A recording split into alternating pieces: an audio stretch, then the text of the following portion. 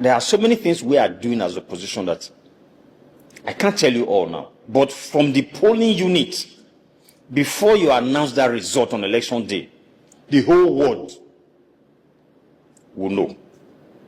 Or let me rephrase that. As you are announcing it and you are loading it onto the beavers, we are loading our own results too. We have our own server. The whole world, somebody in your village, if you are in the UK, you are in the US, you are in Kaduna, you are in Kano, you are in Abuja or Lagos, you will see your people in your village, your relatives. You will see the INEC official announcing the result in the unit. Hello everyone, welcome to the channel Championing Good Governance. Nigeria's 2027 presidential election is already shaping up to be one of the most competitive elections in the country's democratic history, with P2B now leading the Nigerian Democratic Congress, NDC. Then many Nigerians currently are asking one important question: can he defeat the ruling APC?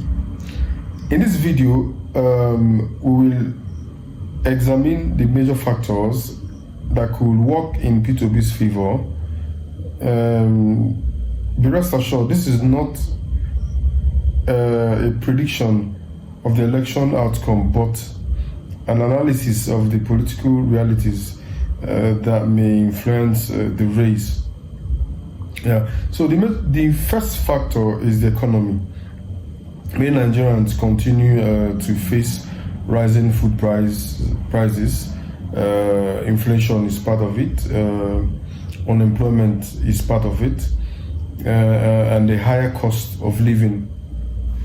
Then, if these economic challenges remain significant by election day, it's very sure that opposition candidates are likely to argue that the country needs a different direction.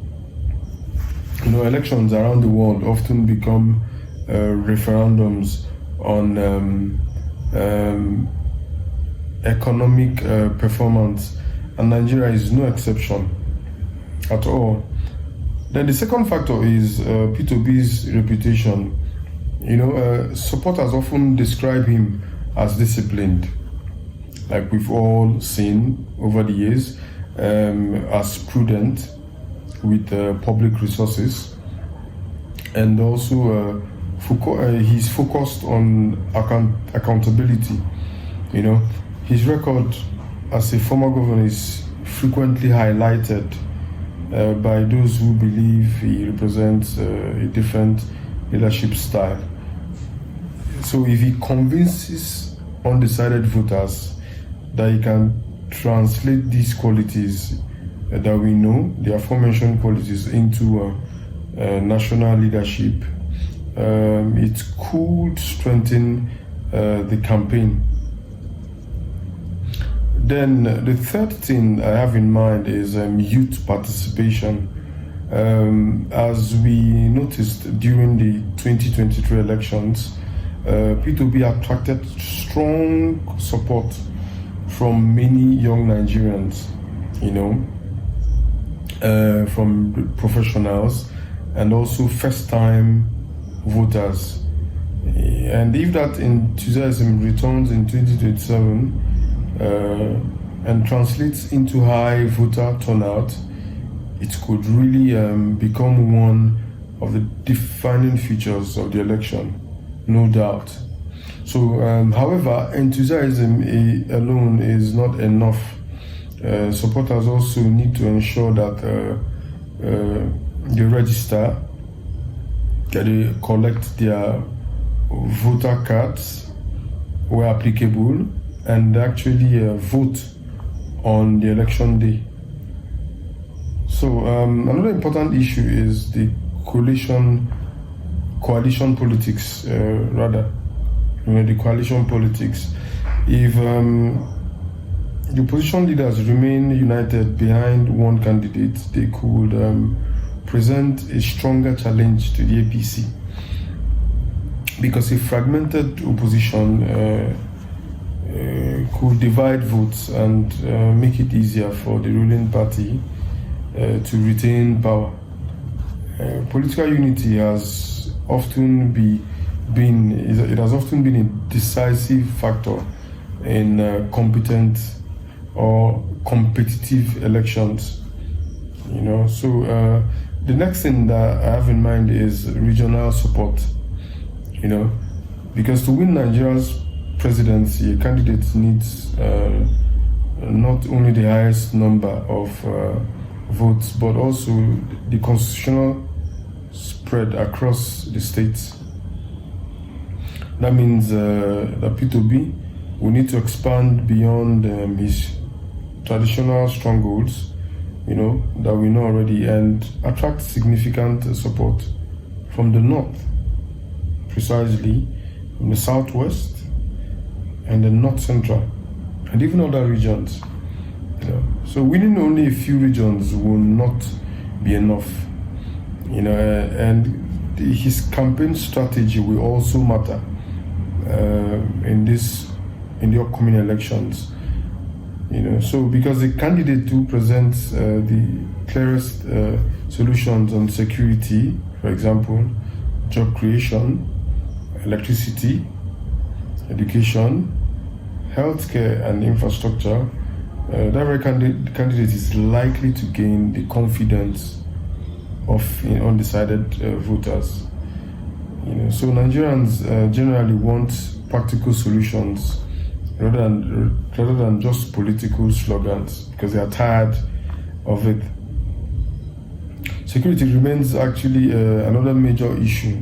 With what's happening currently, we can see that there is insecurity all over the nation. There's no part of this country that's not complaining currently about insecurity. And communities that are affected by banditry, kidnapping, and terrorism and other forms of insecurity are likely to evaluate candidates based on who they believe has the most credible plans to improve safety, very important, and strengthen security institutions. So also public trust, I think it's equally important, very, very important, because many voters are looking for leaders they believe will fight corruption. That has been a problem in the country. Leaders that will improve governance and then strengthen public institutions. So if P2B convinces enough Nigerians that he can deliver on those expectations, I believe it will increase his electoral appeal to the masses. But there are also major challenges because the APC remains one of Nigeria's strongest political parties, with established political structures, experienced campaign networks, and above all, significant influence across many states. Because the incumbent party often benefits from stronger nationwide organization, like we know, making the elections highly competitive. So P2B will therefore need more than just popularity on social media. It will require effective grassroots organization, pooling agents, voter mobilization, fundraising, and maybe a broad national support.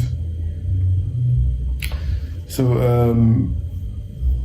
ultimately, the winner will be determined by Nigerian voters through the ballot box. That's just how it works.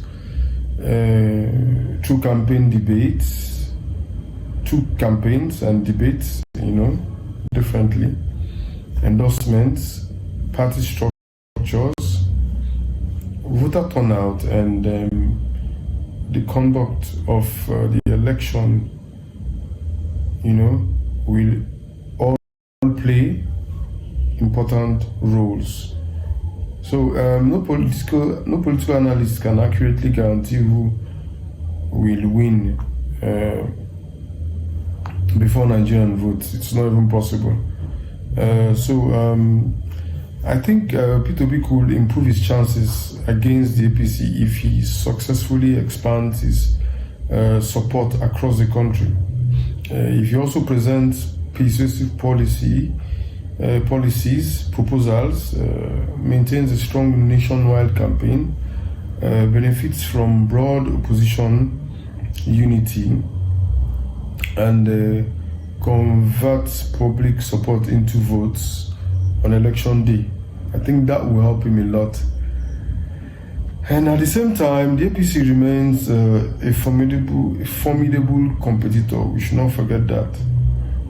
With significant organizational strength. So the 2027 election is therefore expected to be closely contested, and the outcome will depend on the choices made by Nigerian voters.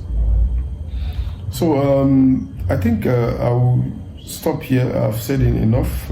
Thank you for watching, and if you enjoyed the analysis, don't forget to like, to subscribe, and share your thoughts in the comments. So who do you think has the strongest path to victory in 2027? Let me know in the comments. Thank you.